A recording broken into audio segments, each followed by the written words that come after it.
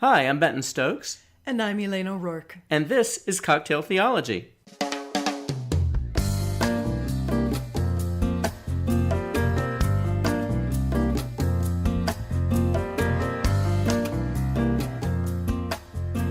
We are sipping on Diskin Cider. I'm holding the can so you can read straight off the can. Yeah. So Diskin Cider is a locally produced cider. Locally meaning here in Nashville. Right now they have 4 varieties. They have a dry English cider that's more like a traditional cider that isn't actually very sweet at all. So it mixes well with other things because it's not... Elaine is nodding because I am not a great lover of the sweet. Yes, true. And then they have a pineapple cider. They have what they call 615, which is the Nashville area code. And it is a sweet tea with lemon and pineapple cider. Which I'm having trouble imagining, I admit that. It was pretty tasty. It wasn't I bet bad. it was. But the one that I'm sipping on tonight, and you doctored yours a little, so you can say what you did to yours. But it's called BTC, and it is a seasonal cider. BTC stands for Bourbon Tart Cherry Cider. It does have some bourbon in it, and it is tart and cherry. It is. So it doesn't really taste like any cider I've ever tasted before. The tart and cherry comes out really strongly, which I like. I mean, I like tart, and neither one of us has really drunk hard cider before. No. So I doctored my Diskin Cider BTC with just some sweet vermouth and some of the Fee Brothers Aztec chocolate bitters. Yum. And I just kind of gave it some depth underneath. Sure. I tried doing it with bourbon earlier, and I couldn't find a good mix. So, yeah. Okay, so tonight. So I'm on a bunch of Facebook groups, and I need to say to y'all, for those of you who don't know me, I am not a group person. You know, I 1 or 800 I feel really good with, and in between is kind of But I'm on a number of Facebook groups for progressive Christianity because I'm curious about what people are talking about these days. Of course. So it's been really interesting to me, being the kind of theological snob that I am. People are asking all kinds of really fantastic questions. Most of the people in these groups are people who grew up evangelical or Pentecostal and are feeling their way out of that and don't really know what's okay, what's not okay. And the whole language of okay says where they come from, right? Right. They're trying on labels and trying to figure out what it means if they say they're progressive. What does it mean if they say they're Christian? And I find myself, as I'm reading their questions, sometimes very interested in, oh, that's the way you're thinking about that. I haven't thought of it that way because that's not my background. And that's been fascinating. But I've also had the question of, so what does Christian mean? What does it mean? One of the things that happened today is Jerry Falwell Jr. criticized Shane Claiborne. If you don't know who Shane Claiborne is, folks, you really need to track him down. He's a real deal kind of guy. But he criticized Shane Claiborne and others for suggesting, I'm going to get the language wrong, but essentially for suggesting that as Christians, we should want civil government to be run on Jesus's principles, not biblical principles. That's a whole other conversation. Oh, yeah, that is a very different conversation. You're right. But the idea that, for example, if Jesus welcomed refugees, we should welcome refugees as Christians. And he was very, very critical of that.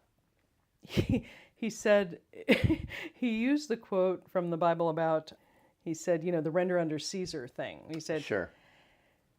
And people were in arms, of course. And I responded, I think I said Mr. Falwell. No, I may have said Reverend Falwell. I don't know what I said.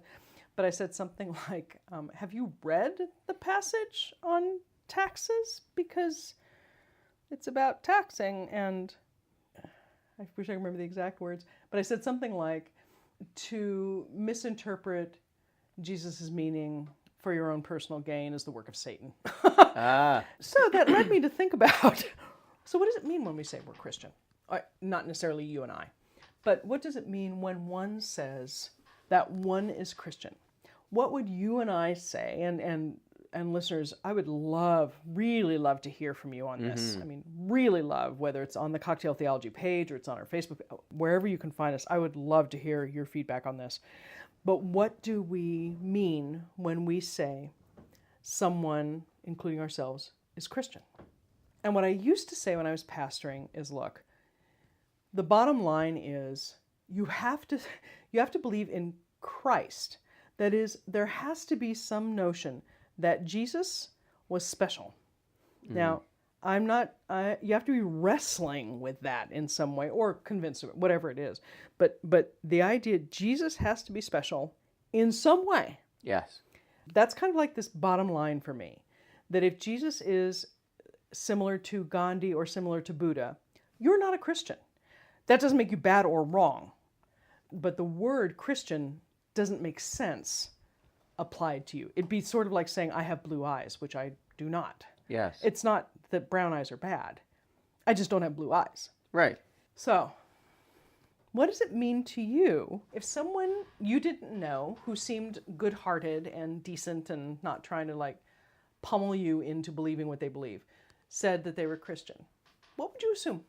What would that mean for you? My idea around what makes a person Christian has broadened a little bit.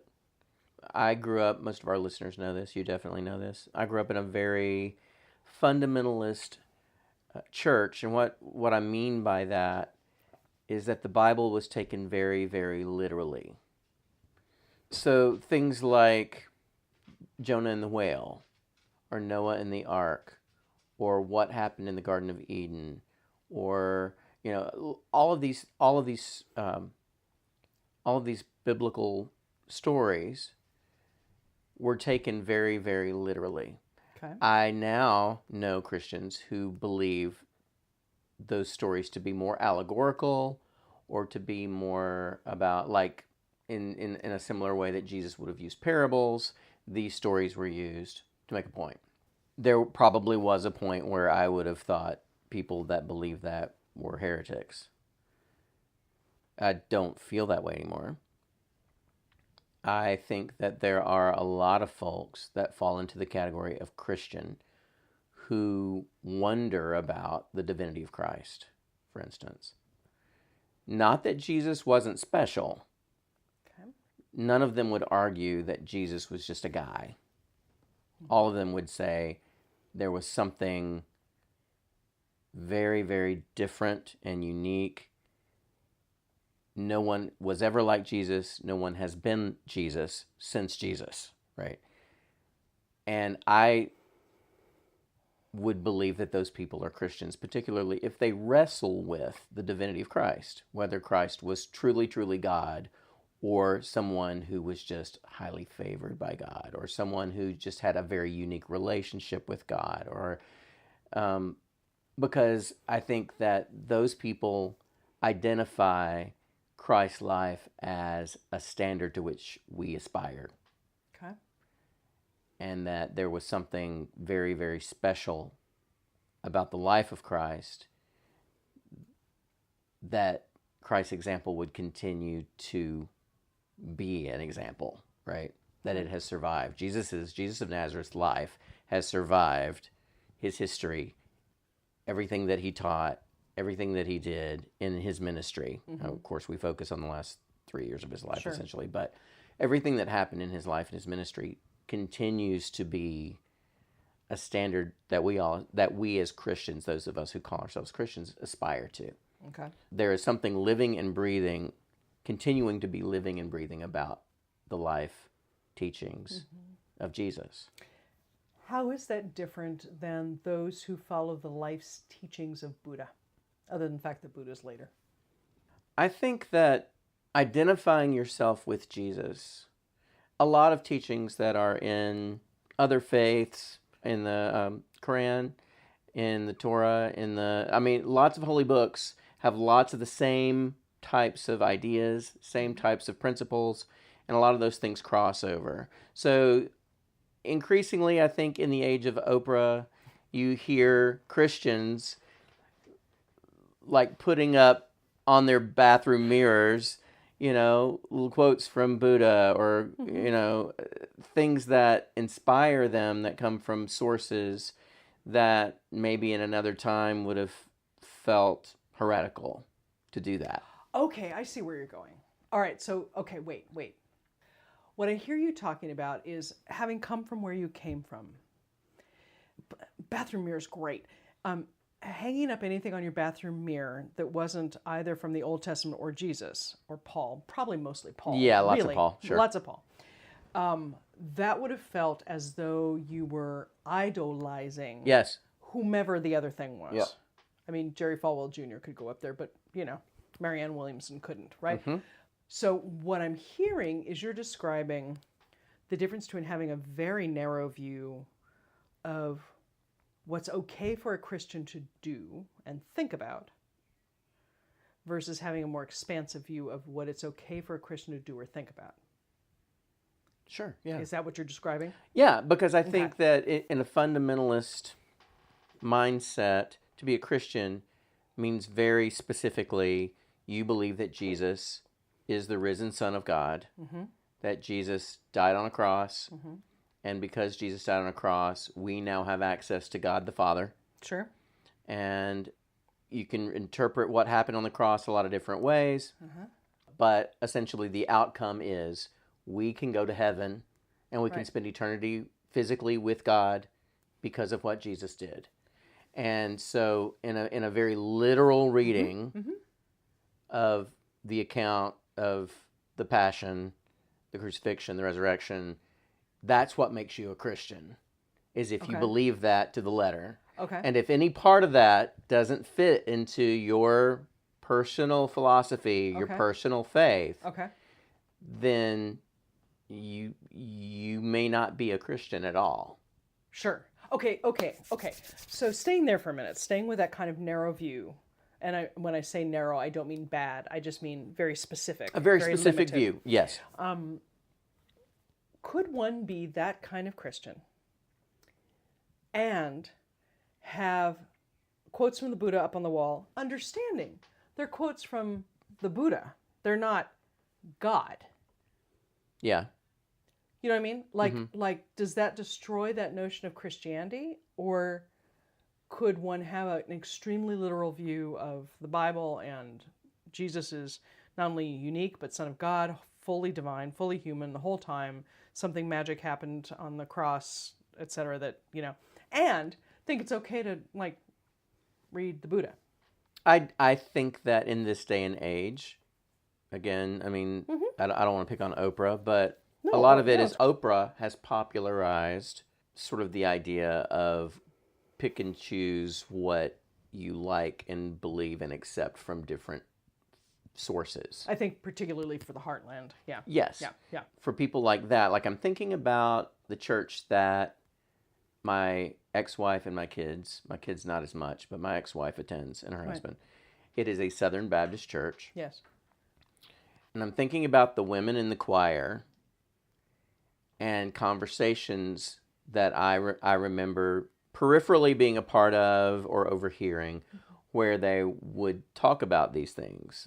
I saw Maya Angelou on Oprah today, or I read this Marianne Williamson quote today, or how moved or inspired they were by these either secularists or people that were from other faith traditions or people whose philosophies would not, if you took them in total, definitely wouldn't line up, right?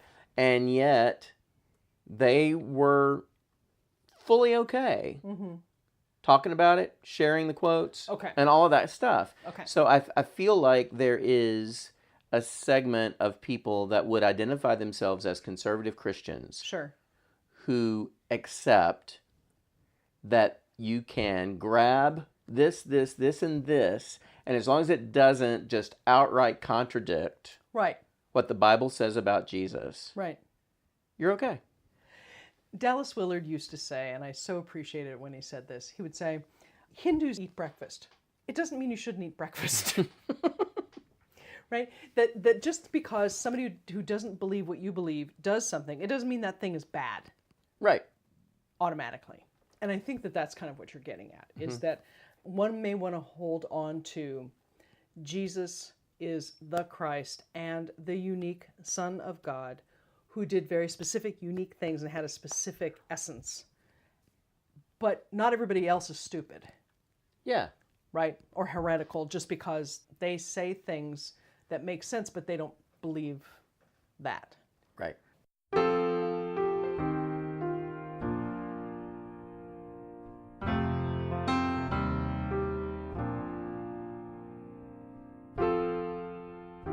So I want to go to like the minimum value. What do you have to do?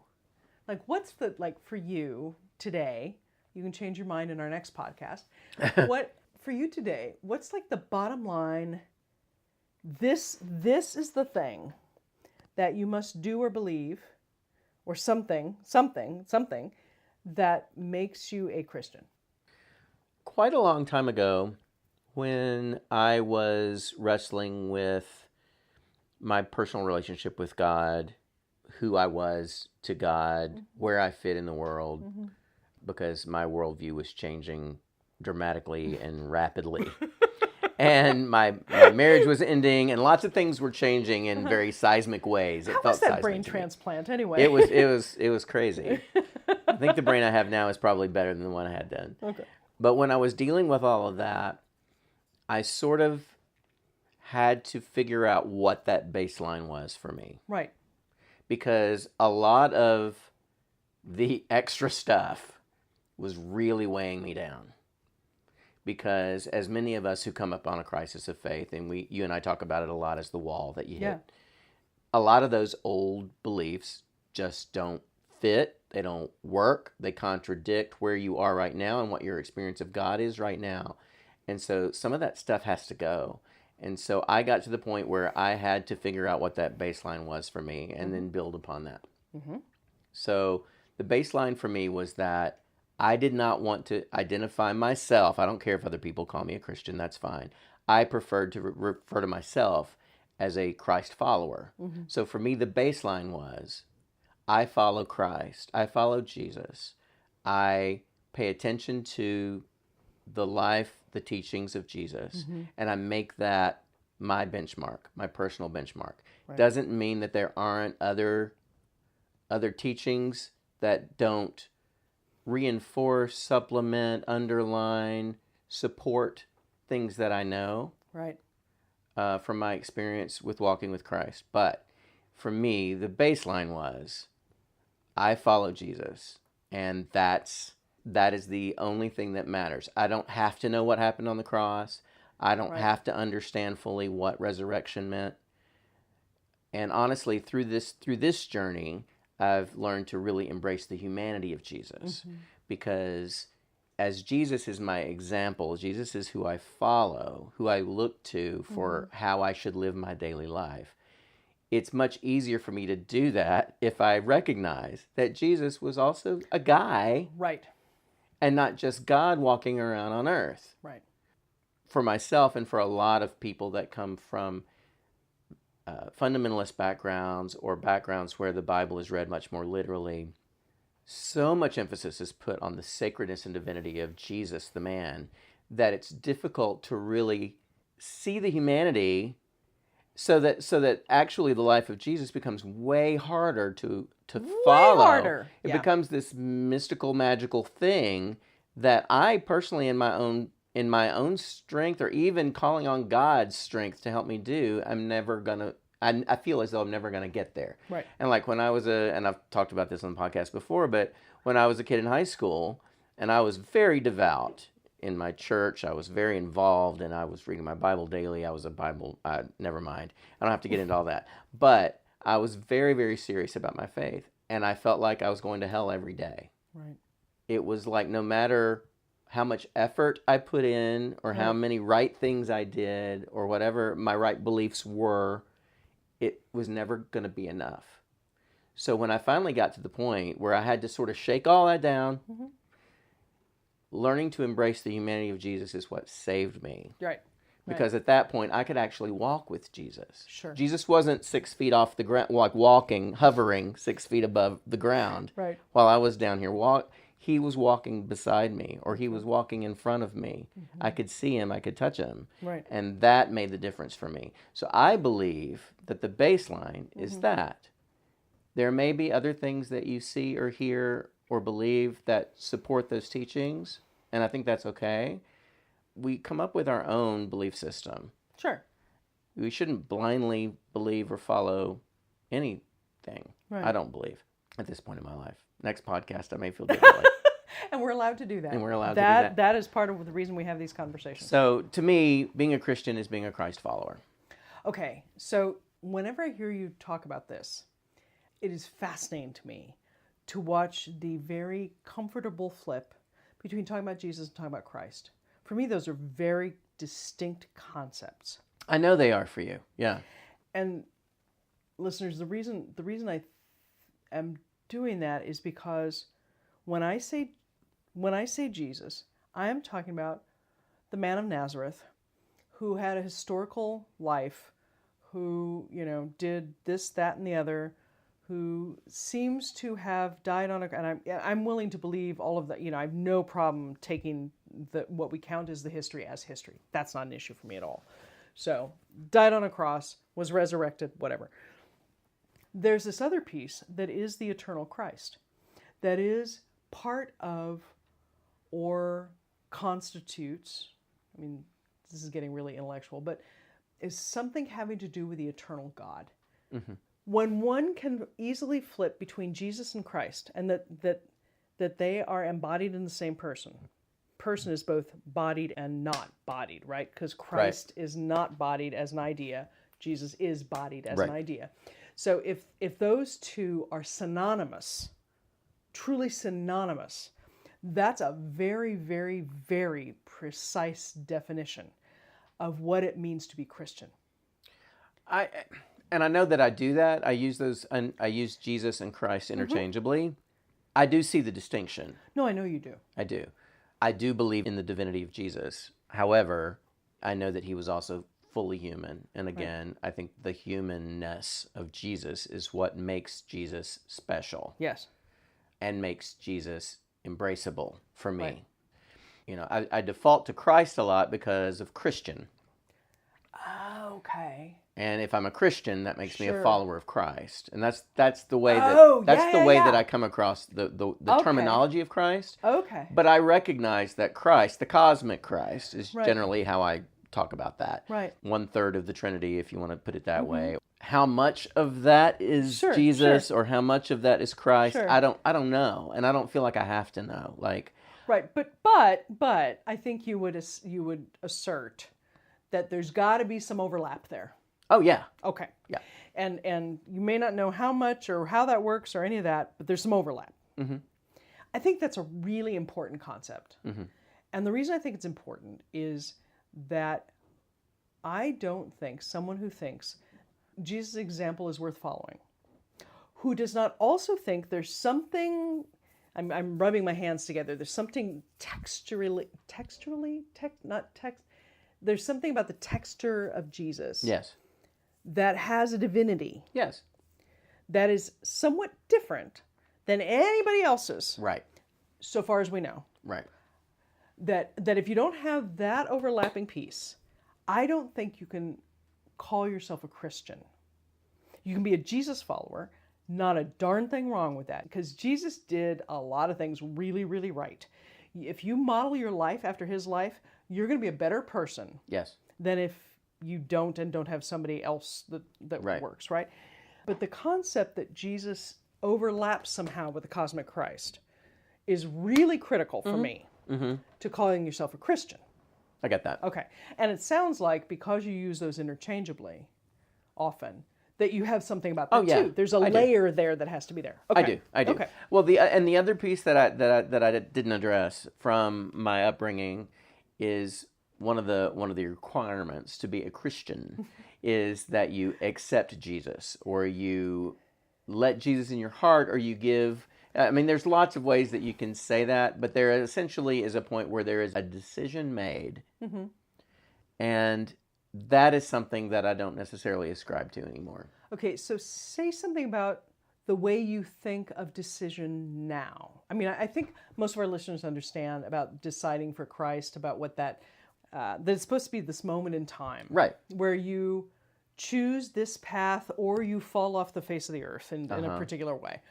That's your decision. But it's ritual and intellectual.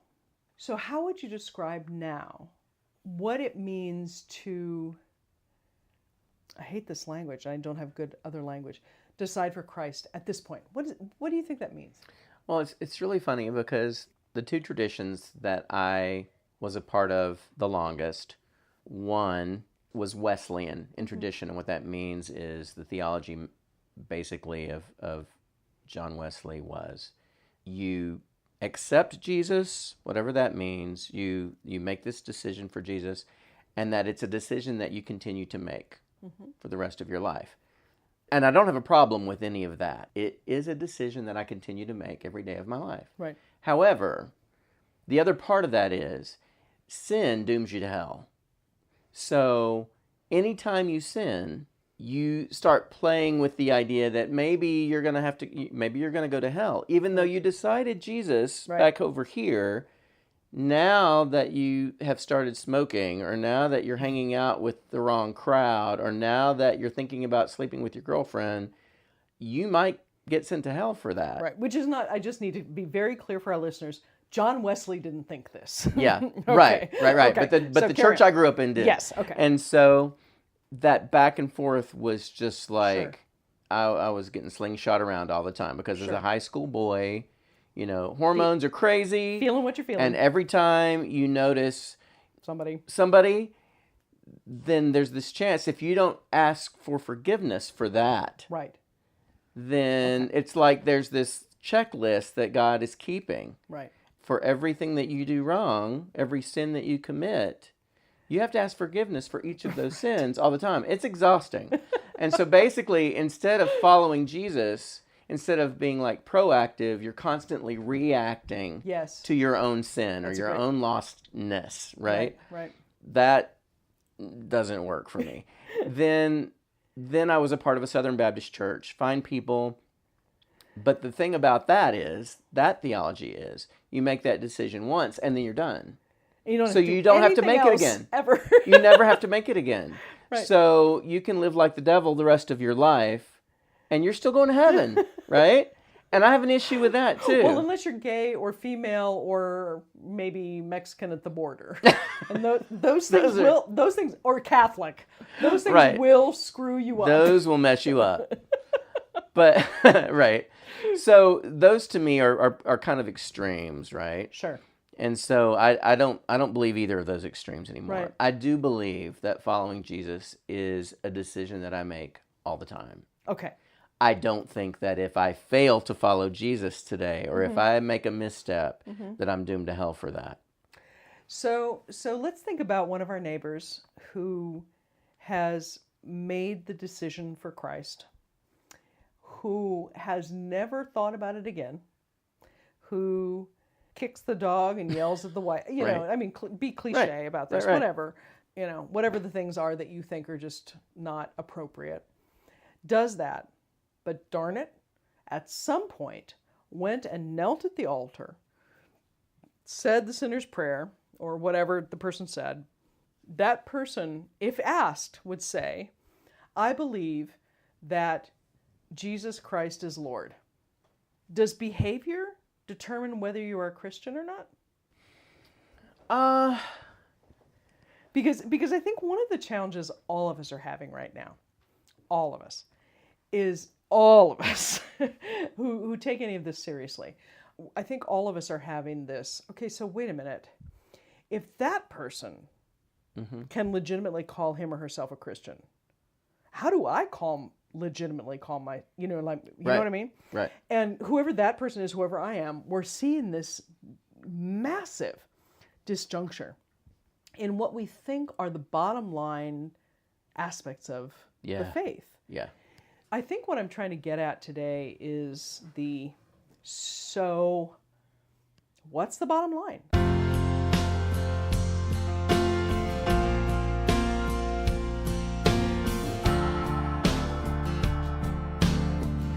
Judaism, or at least American Judaism, has a really good way of thinking about this, right? Okay. You're a good Jew or not, Right. right? And a good Jew gives to the poor and takes care of people and, does those things.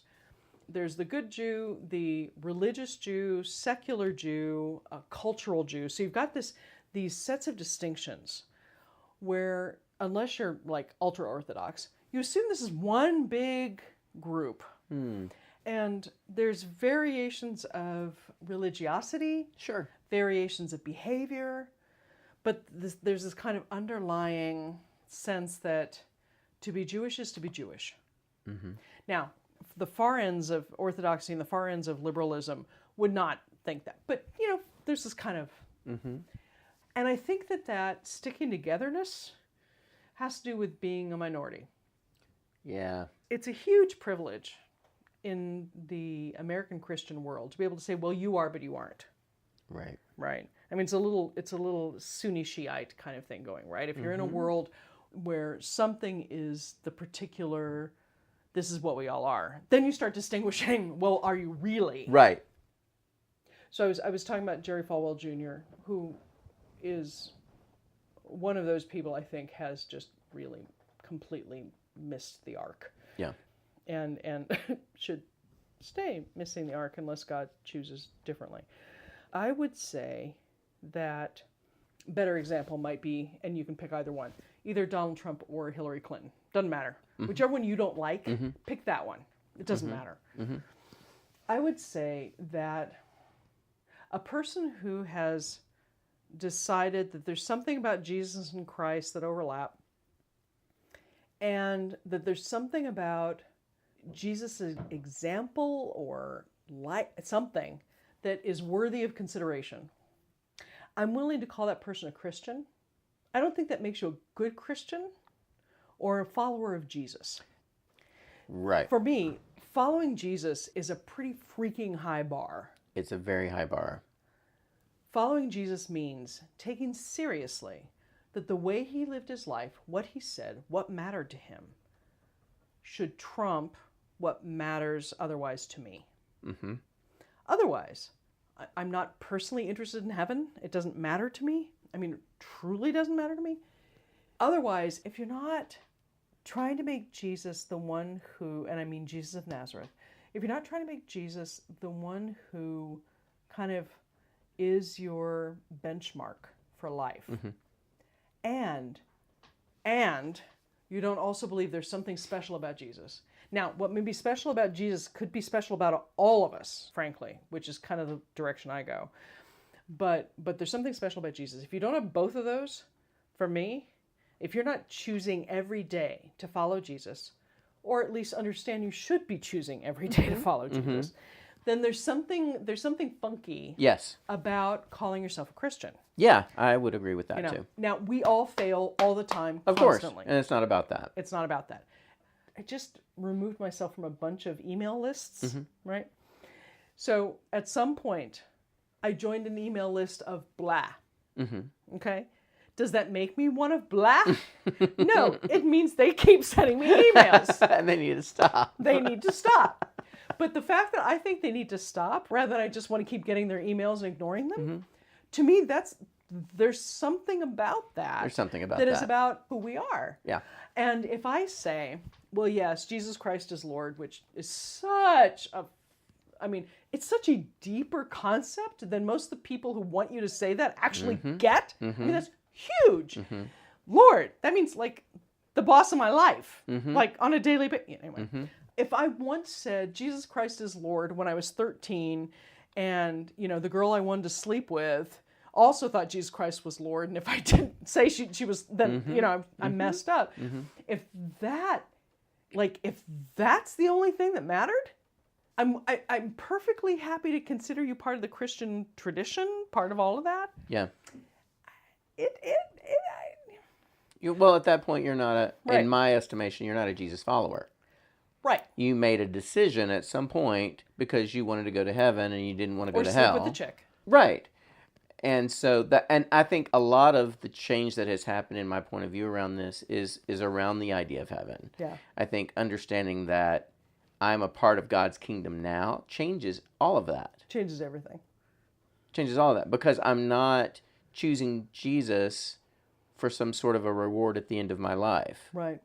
Which so many people under that Christian umbrella do. Right. They get scared into it, they get guilted into it or shamed into it, and so they make these decisions with no intention, or maybe they do mean it at the time, but you know, an hour or two later, and they're right back into their own thought patterns, the way they use their money, the way they talk to their wives, the way they treat their kids. All that stuff doesn't change. Right. Because they're not serious about why they did it. Right. Or they don't see that it's supposed to change. I mean, to be completely fair, I think a lot of churches don't actually think that you're supposed to change anything. Right. Yeah. You make that decision, and then you're going to heaven, so get a check in the box, and we're done. Yeah. And I mean, and then that's the, you know, like the Southern Baptist Church that I went to, that's that philosophy. And then the other extreme is you check the box 10 times today and it still might not have been enough. Right. So I don't ascribe to either of those, but I think that a whole lot of it does have to do with not looking at heaven as this thing that happens when you die, but looking at God's kingdom as now, and I want to be a part of God's kingdom now. So what that means is I follow in the footsteps of Jesus. Right.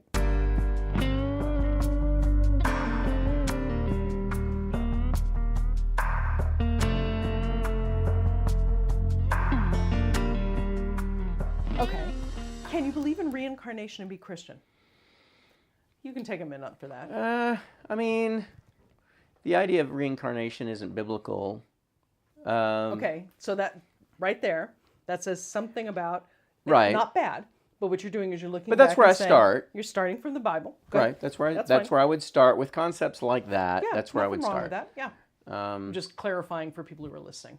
Yeah, I personally have a difficult time seeing where reincarnation fits inside of a Christian worldview. But if someone is earnestly, by my own definition, earnestly seeking to follow in the way of Jesus, then I can't personally say, well, you're not a Christian. What's your gut on that? My gut on reincarnation is that it's outside. I mean, it's outside of the teachings of Jesus. It's outside of the teachings of the Bible. It doesn't jive with my own personal idea of how God created the universe and what God intended as best we can possibly understand. Right. I don't think... I have a hard time believing that Adam and Eve, when they finished their earthly life, died and then came back as something else and continue to come back as something else. That just doesn't fit with the way I understand God and the way I understand what the Bible says about humanity and creation. I think that, again, I just want to keep saying this like every 2 minutes. So we're going to say this again. I think you agree with me that God is doing whatever God's doing. And God is perfectly capable of taking people who believe in reincarnation and people who don't believe in reincarnation and making sure they're all part of the kingdom forever. Sure. That's not if you say that's not a Christian worldview thing, you're not saying bad or going to hell or anything. You're saying that you can't really talk about yourself as a Christian if you believe certain things. Do you see? And I really want to make that clear for our listeners, that as we're having this conversation, this is it's kind of about nomenclature rather than about good, bad, right, wrong, any of that. It's if you say you're a this, it's like if you say you're a football player, the thing you play with needs to be shaped in a particular way. And that doesn't mean that, if you're kicking around a round ball that's black and white, that's probably not a good example since lots of people call it football. It doesn't mean that if you're hitting a ball with a bat, that what you're doing is wrong. It's just not football. It's not football. Nothing wrong with it. It's just not football. Right. Okay, Personally, right now, today, I would have an easier time calling someone who believes in reincarnation and also follows in the teachings of Jesus a Christian than I would many people who are calling themselves Christians and yet refusing to feed the hungry, refusing to take care of the sick, refusing people at the border. Okay. Those people, to me, I have a harder time thinking of them as Christians because I believe that what they are doing blatantly contradicts the teachings of Jesus. Okay. That's a big, big problem for me. And so that then turns into the behavioral positions, right? Right, because your life, if you are truly seeking Jesus or truly seeking God in the way of Jesus, I keep trying to phrase this in a way that makes sense. It's hard. And trying to be consistent with it, but Sure. truly seeking God in the way of Jesus, if you're really truly doing that, then some of the things that people do just blatantly contradict that. And to Right. say that that's what you're doing, Right. when clearly your actions say you aren't doing Right. that. Right. I'm not talking about stuff that people get hung up on, like drinking or. Well, you know, Jesus didn't have much of an opinion right, on that stuff. right. First miracle, turn water into wine. Go. Or whether you sleep with your girlfriend or things like that. To me, those aren't the things I'm talking about. I'm talking about the things that Jesus was incredibly clear about. And when you call yourself a Christian and you contradict the things that Jesus was incredibly clear about, it's really difficult for me to consider you a Christian at that point. Okay. I think that invalidates your right to call yourself a Christian. I can't speak to what's going on in your heart or in your mind, but your actions, people get hung up on faith without works is dead. What is the balance? What do we need works to have faith? Or can we do works and not have faith? Because this is like a whole other podcast. This is a but different yeah. podcast, but what I'm trying to get at is Yeah. like, in old language, what is your testimony? What is your life telling? What is the story you're writing today and this year and next year Right. and 10 years from now? What is the story you're writing? Right. Does it bear witness that Jesus mattered to you? Right. If I said I were a Woody Allen fan and I'd never seen any of Woody Allen's movies, you would laugh at me. I would call that into question. Like, really? Really? What about Woody Allen do you like? Because you haven't seen his movies. I don't know. Somebody told me he was great. But you know what I mean? Yeah. It's a similar sort of thing. There's something about patterns of behavior, right? Right. People mess up. People all mess the up time. all the time. And that is what I'm talking about. It's a pattern of behavior. If your life choices over a period of time, a long period of time, are consistently falling into this groove that is anti-Jesus, whether Right. you say you're a Christian all day long or not, Right. it's difficult for me to say. Okay. So what I'm hearing is that for you, I'm going to go what I think, but that for you, there's something about having seen some truth in the life and behavior of Jesus that you think is worthy of applying to your own life, that's a model that you want to stand to. Plus, a layer of divinity. You don't know, you have no particular opinion on what exactly that looks like, but you got to think Jesus has something special Yeah. that is not exactly the same as any of these other big guys, right? There's something else going on with Jesus that you can't explain, but something having to do with God that's very different. Yes. Okay. So you have to think that piece and behave, or at least be aiming to behave this other way. I think so. Okay. So one of the things that used to make me crazy in seminary was, and I went to a very, very, very liberal seminary. And what I mean by liberal is wide open on how to interpret stuff. That's what I mean by liberal. I don't mean particular views, but wide open on what they might be. Okay. It was very, very common, actually, to have over people's sinks and things like that. Something, I've forgotten the language of it, but it was essentially equating Jesus and Buddha, that they were essentially the same person. Used to make me just really, really nuts. Sure. It still makes me a little nuts. Yeah. Having spent a lot of time studying Buddha and following Buddha, they're not the same. But what I think people were trying to do was to say, look, the God essence is the God essence, and whatever. For me at this point, if you see Buddha and Jesus as the same plane of reality, same worth, the same, calling yourself a Christian is probably not the correct nomenclature. Agreed. Right. Now, again, you may be absolutely right. I'm not critiquing that choice, but the language is wrong. Right. And I'm not sure what you should call yourself. You were talking about the Southern Baptist women that you'd heard talking about, somebody who was on Oprah or whatever. And really understanding the person was coming through with some great wisdom. Nothing wrong with that, right? What you hope, at least what I would hope, is that if they call themselves Christian, that if that person, whoever it was they like, Maya, we'll say Dr. Angelou, that if Dr. Angelou said something that was distinctly anti or against what Jesus said, that if they call themselves Christian, they're going to have to do something with the Dr. Angelou piece and default to the Jesus piece. Right. Okay? If they really go, well, I can't decide between Dr. Angelou and Jesus, that may be an absolutely worthy position, but they're not Christians. But they're not Christians at that point. I agree with that. Yeah.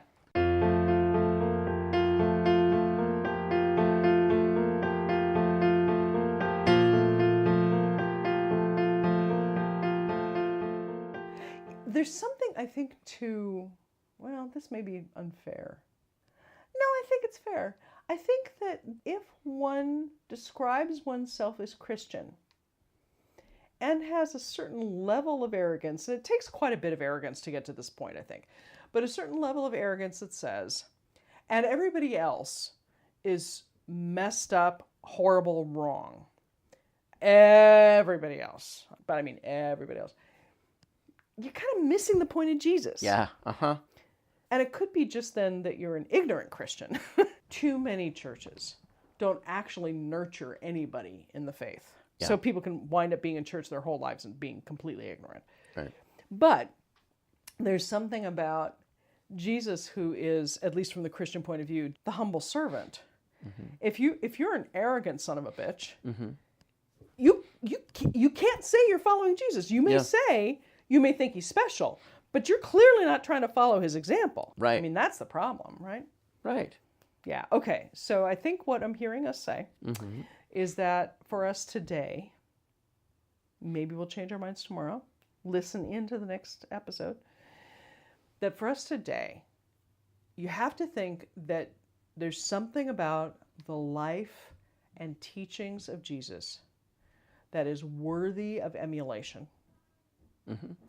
You have to think there's something going on with Jesus that is unique and connects with God. Yes. There's something about the cross, not sure exactly what, but there's something happened there. And you better be trying to live your life like his in some way on a regular basis. And not in that finger pointy judgy way. No. Your life. But personal life. Right. Seeking that because you understand that this is a standard worth aspiring to. Right. Not because your mom told you had to or your preacher told you were going to hell if you didn't. Right. But it is that constant choosing, mm-hmm. that going back and saying, okay, frankly, instead of your mom, the voice that you should hear instead of your mom's voice is Jesus' voice. Yeah. Right? Where Jesus says things like, whatever you did for the least of these, you did for me. Whatever you didn't do for the least of these, you didn't do for me. That's the echoing that should be happening. Yeah. Okay, I can go with that for today. Yeah, that feels okay to me. All right. So we'd love to hear from you about what all of this means for you and what you're discovering in your own faith journey, whether you consider yourself a Christian or not, whether you consider yourself a Jesus follower or not, any of that. We'd love to hear from you about what all of this means to you and how you're making sense out of it, if you are, or if you've just kind of given up, or if it doesn't actually affect you. We would love to hear from you. So email us at info@schoolforseekers.com, or go on to our Facebook page, either the Cocktail Theology Facebook page or the School for Seekers Facebook page, or find us on Twitter. We are at School for, the number 4, Seekers. We also have a Cocktail Theology Twitter feed, or basically look up Cocktail Theology. You will find us eventually. Track us down. We would love to hear from you. We would. And if you've got questions, things you want to hear us talk about, we would love to talk about it. And we'd like to hear what you're thinking about stuff. Because, maybe we need to interview you and find out what you think. Yeah. Because we love doing that. We love hearing what other people are thinking about stuff. Because we don't think we have all the answers. Mm-mm. We're trying to figure it out too. And to be as kind and as decent as we can while we do it. True that. You going to sign any Bibles this week? Okay. Good talking to you all. Tune in next time. Bye. Bye.